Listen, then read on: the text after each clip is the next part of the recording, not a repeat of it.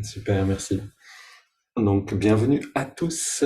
On commence la semaine avec une lecture du chemin de la perfection de Thérèse d'Avila. Donc, Thérèse d'Avila, c'est cette sainte qui a vécu, alors je ne veux pas vous dire de bêtises, au 15e, ouais, c'est ça, au 16e siècle en fait. Donc 1515-1582. Et qui a rétabli l'ordre des Carmels, c'est-à-dire qu'elle a renouvelé un ordre qui était un petit peu en train de s'endormir. Et avec beaucoup de dévotion, d'élan, d'enthousiasme, elle a vraiment, on pourrait dire, redynamisé une grande partie en tout cas de l'Espagne chrétienne. Mais Sainte Thérèse d'Avila, elle est souvent citée en fait par Swami Kriyananda, qui est donc ce disciple direct de Yogananda, dont on diffuse des enseignements ici, parce qu'elle donne en fait une vision de ce qui se passe quand on médite, non pas par le biais d'une tradition, comme on peut le faire en Inde, parce que de nombreuses personnes sont allées à travers les différentes phases du retrait des sens, etc. Mais en fait, elle est dans une tradition chrétienne, où on ne parle pas de ce qui se passe avec la conscience quand on atteint telle et telle ouverture. C'est pas quelque chose qui est vraiment explicite. Alors, Yogananda nous dit que c'est, par exemple, dans le livre l'Apocalypse, ou dans certains autres textes d'une manière codée. Mais c'est seulement quand on se tourne vers la tradition, par exemple, du yoga, ou d'autres traditions comme ça, mais particulièrement, je pense, la tradition yogique, où ça devient explicite. C'est-à-dire, on a des chakras, on a des centres d'énergie. Quand l'énergie remonte à travers ces chakras, qu'est-ce qui se passe au niveau de la conscience? Quelle perception change? Voilà, toutes ces explications sont là. Et alors, ce qui est intéressant avec Thérèse, Sainte Thérèse d'Avila, c'est que elle fait l'expérience, mais elle ne sait pas. Personne ne lui a expliqué en fait ce qui se passe. Et donc, c'est elle qui se retrouve à expliquer.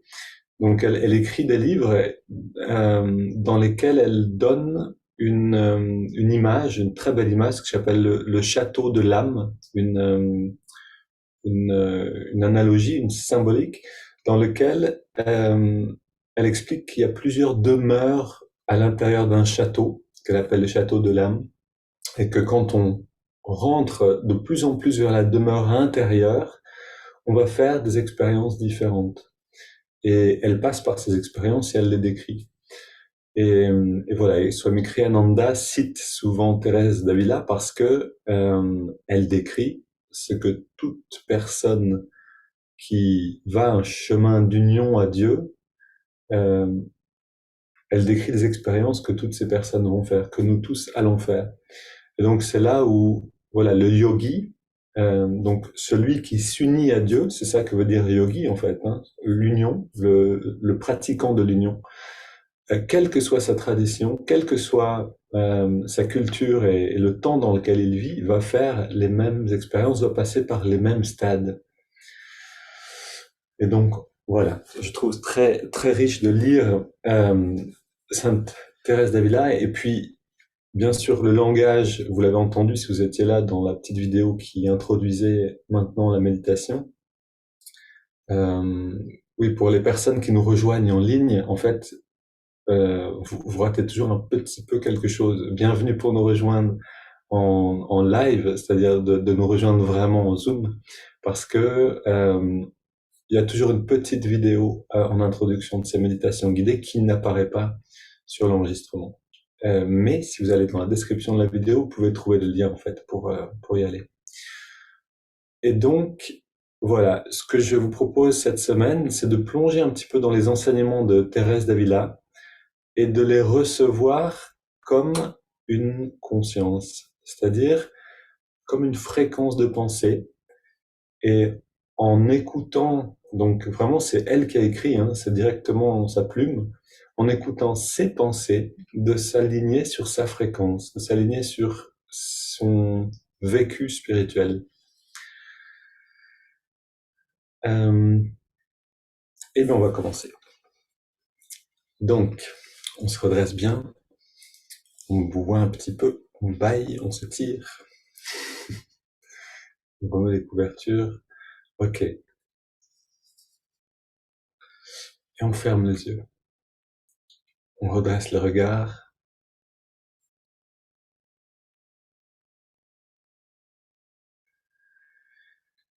Et, et on va aujourd'hui retrouver chacune de ces phases qui sont aussi des pratiques ou des techniques finalement, puisqu'on va passer chaque jour à travers ces mêmes moments. On va les retrouver, donc chaque phase avec ce sentiment, comme quand on reçoit un cadeau. On est petit, c'est Noël, et un cadeau qui nous est donné, et un cadeau avec notre nom sous le sapin, il est bien emballé. On va le retrouver avec cette même gratitude, cette même excitation d'aller ouvrir ce cadeau. Et le premier grand cadeau qu'on reçoit maintenant, c'est le cadeau du guide. Le guide divin, le guide intérieur, qui reste toujours à nos côtés, qui réside dans le cœur et qui nous guide toujours si on sait écouter sa voix.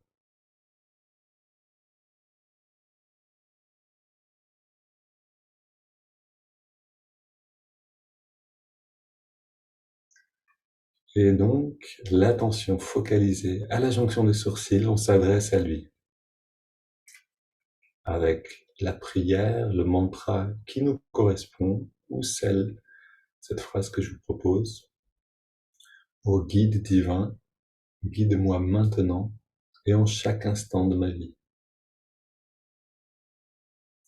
On répète cette phrase encore et encore pour réveiller ce lien.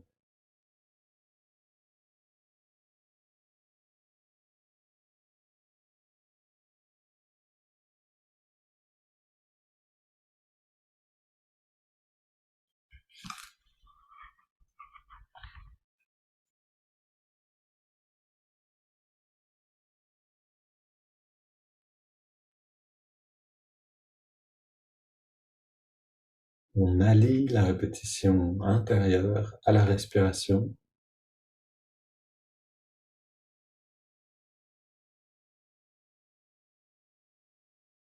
Une inspire sur une phrase, sur un mantra, une expire sur le même rythme.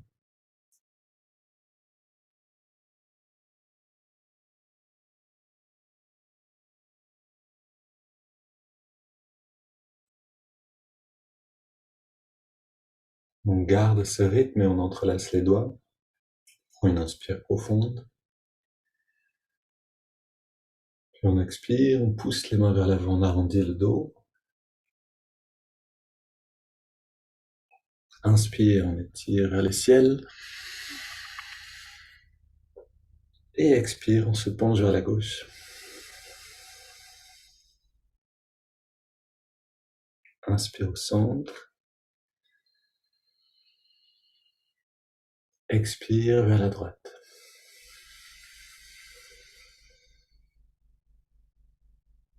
Inspire au centre. Expire, on se tourne vers la gauche, on pose les mains et on va dans la rotation.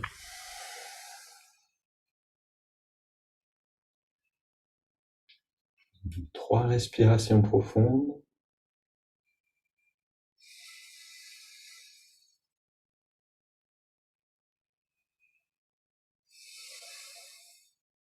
Et retour au centre. Inspire, on étire vers le ciel.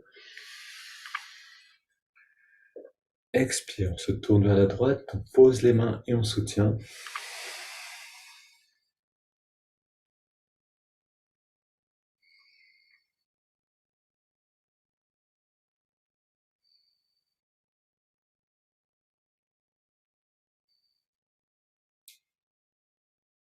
Puis on retourne au centre. On pose les mains derrière, on se penche un petit peu vers l'arrière, on ouvre la poitrine. Et on va prendre 15 respirations profondes. Inspire par le nez, expire par la bouche. Même chose, on retrouve cette technique, on l'accueille comme un cadeau. Et on adapte notre pratique intérieure, prière ou japa, pour pouvoir répéter cette phrase, ce mantra sans se presser, mais tranquillement pendant les respirations.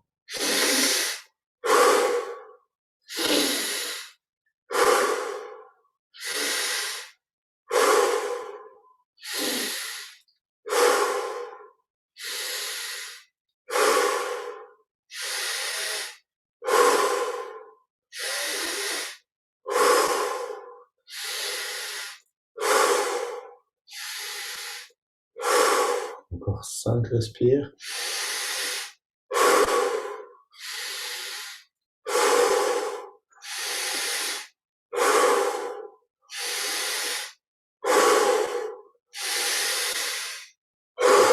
Une dernière.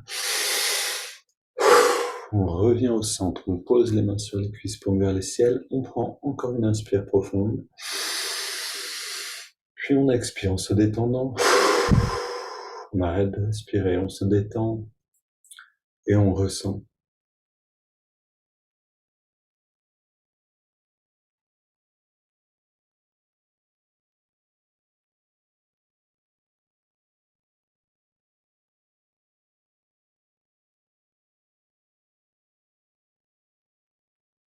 On inspire lentement en continuant de savourer ces sensations intérieures.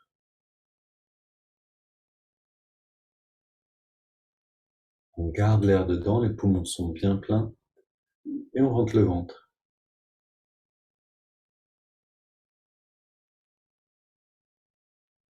On relâche le ventre et on expire.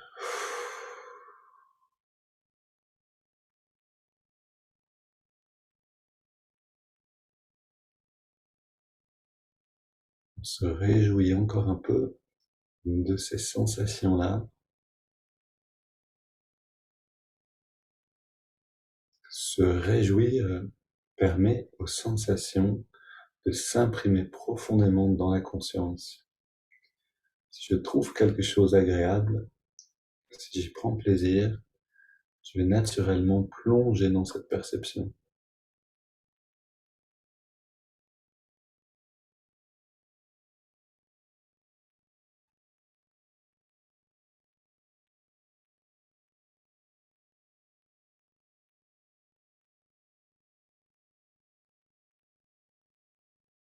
Puis double inspire. On serre les poings, on contracte tous les muscles. Et on relâche à l'expire. Détente complète. À nouveau.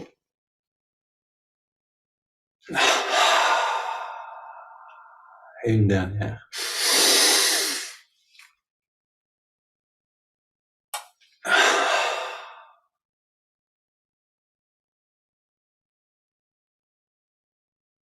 Puis dans cette détente, on inspire lentement avec notre pratique intérieure. Répétition d'une prière ou d'un mantra sur l'inspire. On inspire maintenant. On garde l'air dedans, même chose, on garde la pratique intérieure, une répétition, et expire.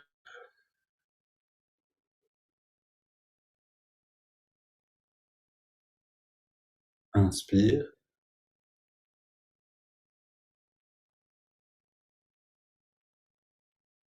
on garde,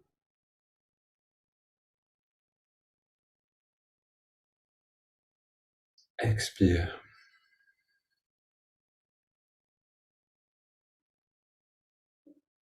Encore une, inspire, on profite de ces respirations pour rentrer dans l'expérience de cette pratique intérieure. On garde,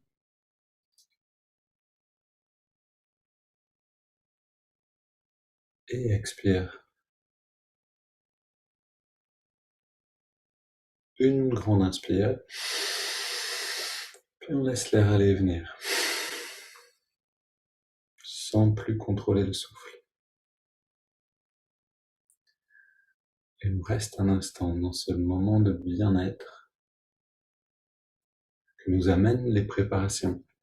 Préparations qui sont là donc pour préparer le corps et le mental à s'intérioriser, permettre à la conscience de s'élever. Donc lecture du livre Le chemin de perfection de Thérèse d'Avila, chapitre 16. Donc c'est elle qui parle à aux sœurs qui font partie du monastère qu'elle dirige. Ne me croyez pas trop exigeante. Les jeux ne sont pas encore faits, comme on dit. Vous m'avez demandé de vous dire quels sont les principes de l'oraison.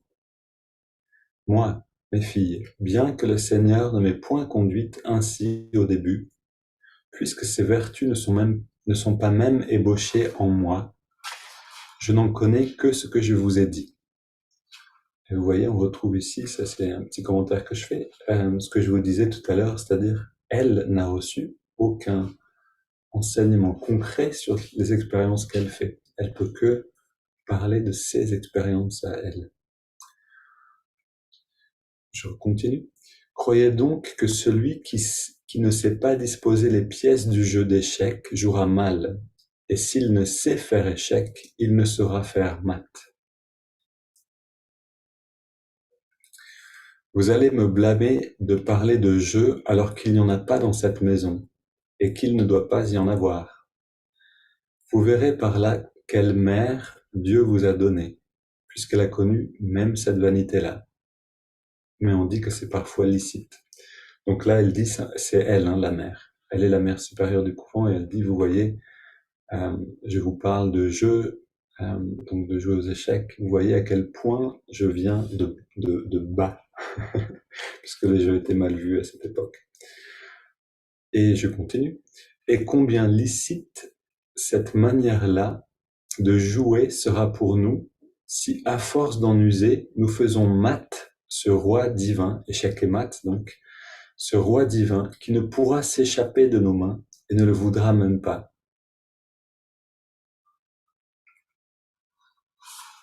Elle compare l'oraison à un jeu d'échecs dans lequel on va faire échec et mat à ce roi divin qu'elle appelle le Seigneur, pour elle, donc Jésus-Christ, pour nous, la représentation de Dieu qui nous parle, et que l'oraison, la méditation, est cette manière d'arriver à rentrer en communion sans qu'il ne nous échappe plus. Je continue encore un peu. Dans ce jeu d'échecs, c'est surtout la dame qui lui fait la guerre, et toutes les autres pièces y aident.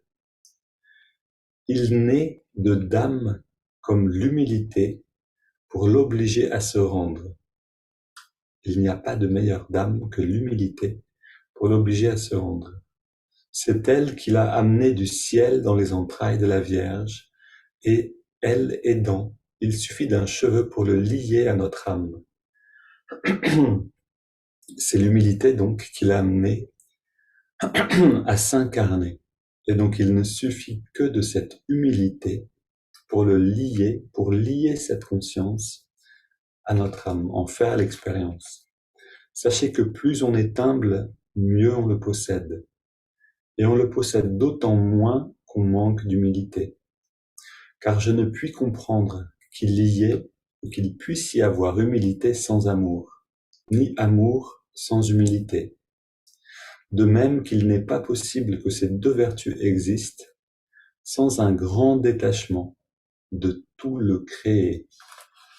Ce qui veut dire, elle le dit elle-même très bien, que plus on est humble, plus on va entrer en contact avec cette conscience naturellement, parce que l'humilité, c'est l'amour, et l'amour, c'est l'humilité, et qu'on ne peut pas avoir ces vertus-là sans un détachement sain du monde.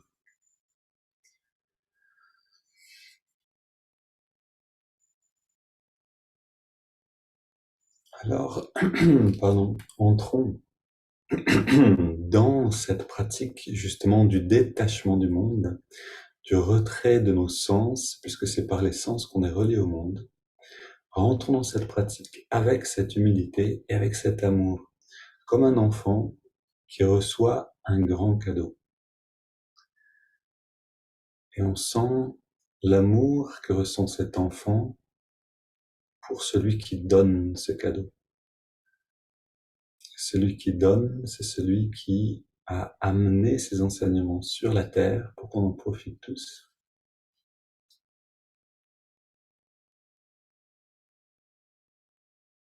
Et on commence à ouvrir ce cadeau. L'observation du souffle, c'est la première chose qu'on trouve dans ce cadeau. Et donc on observe l'air qui rentre, qui ressort par les narines, là où on sent l'air le mieux.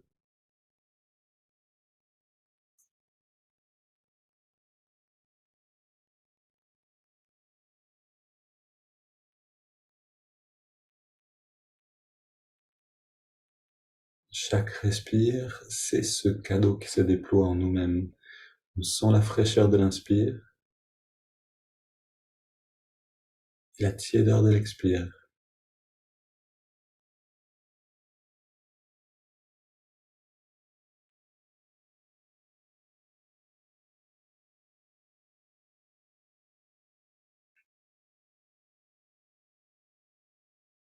La partie d'échec a commencé, pour reprendre l'image de Thérèse, et chaque pas en avant doit être parfait et accompli avec cette humilité, cette gratitude, cet amour pour les techniques elles-mêmes, pour la conscience qui nous les a données.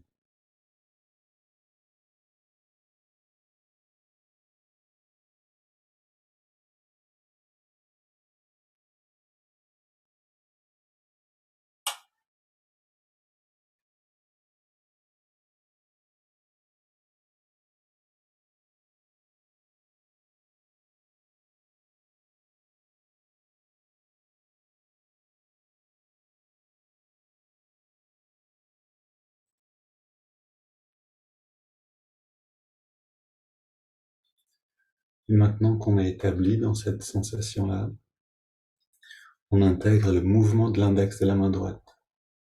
À l'inspire, l'index revient d'1 centimètre vers la paume de la main. Et à l'expire, on relâche l'index complètement, en relâchant tous les muscles du corps en même temps.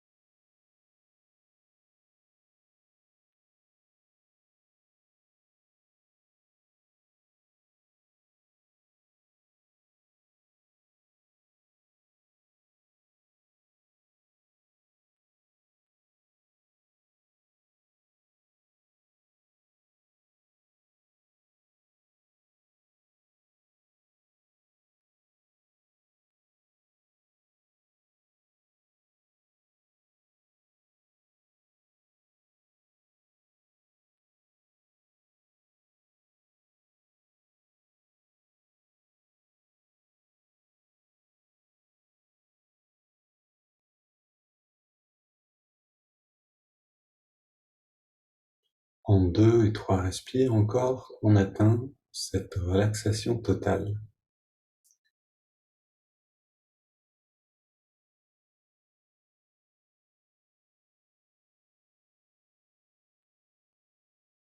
Et là, on intègre le mantra qui nous amène dans la phase d'immersion.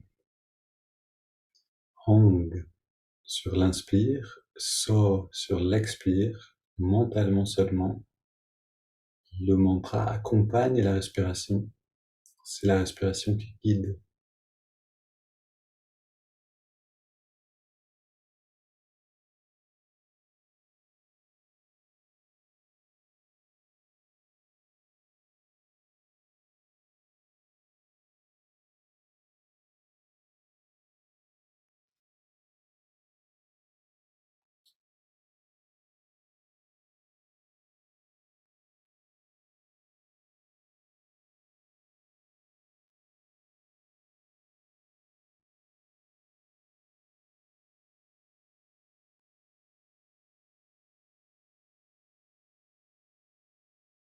quand la perception du corps change, commence à changer, même subtilement, alors on abandonne le mouvement du doigt et on continue l'immersion dans ce bien-être naissant par la répétition du mantra et l'observation du souffle.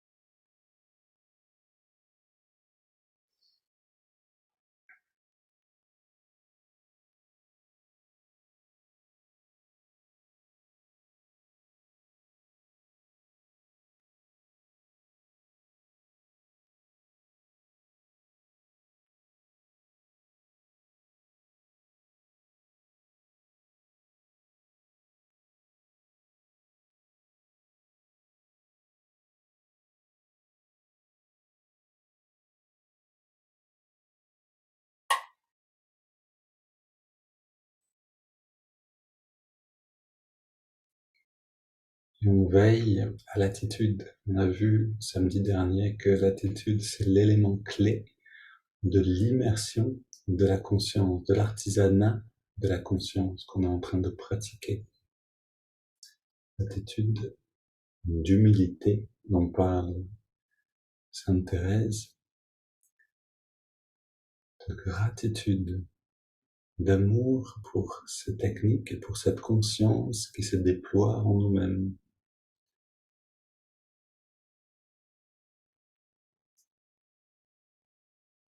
Pour entrer dans le déploiement entièrement, on inspire profondément.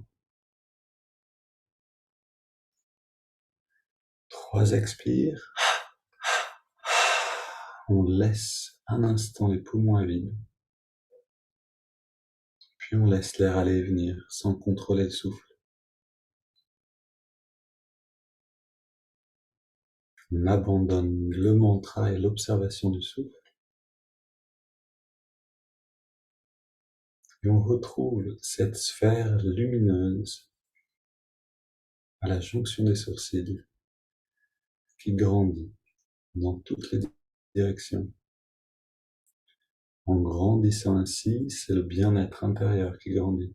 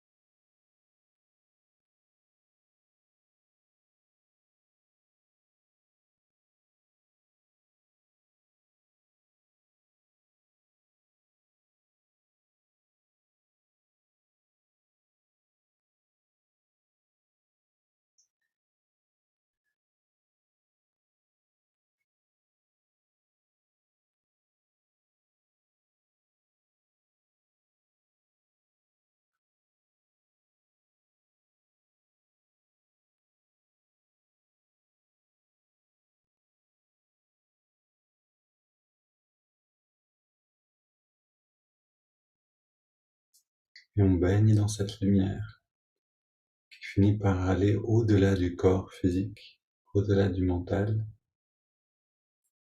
au-delà de la perception habituelle.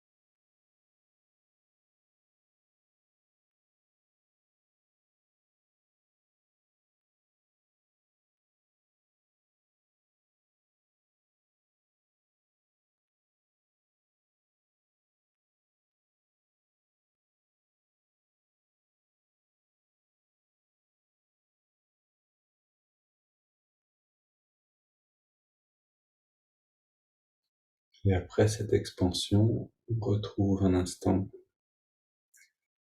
la pratique intérieure avec le moins d'effort possible. Donc, répétition de la phrase, mantra ou prière, en la laissant résonner dans le lobe frontal sur une respiration souple, pas forcément trop profonde parce que ça demanderait des efforts qui nous éloigneraient de l'expansion.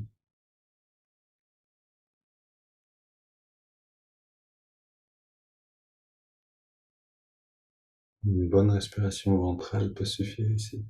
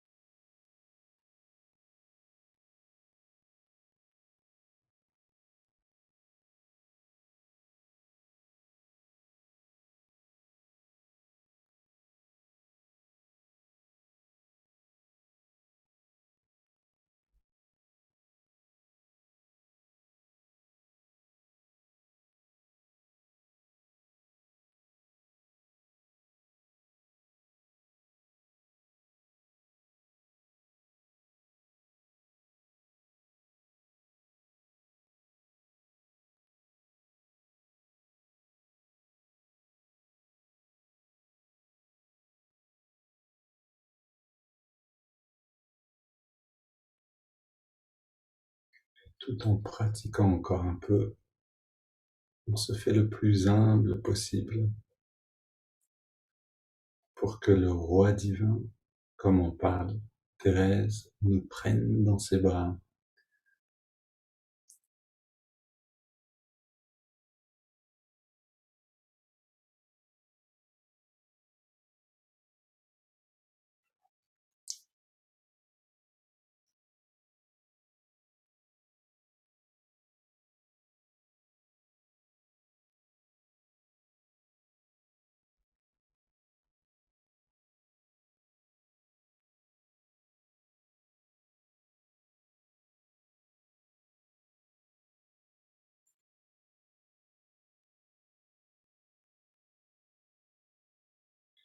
Quand vous sentez cette étreinte intérieure, alors abandonnez à nouveau cette prière et restez simplement dans ce sentiment de communion, dans cette immersion, dans cette unité.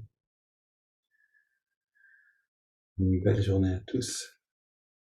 N'oubliez pas d'emmener cette pratique avec vous à travers la journée et à très bientôt pour plus.